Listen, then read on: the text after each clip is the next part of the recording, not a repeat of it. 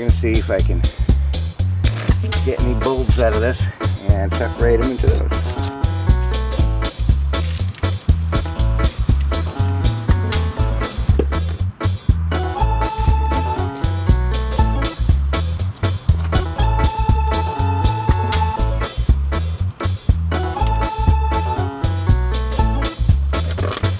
These are the individual bulbs, and I'm going to try to separate these out and put them into different containers.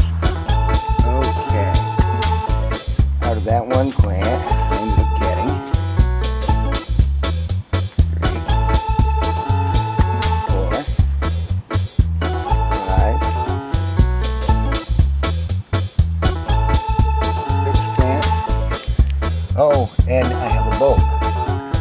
So, what I'm going to do is I'm going to put that into here, put that into there, and then put the soil back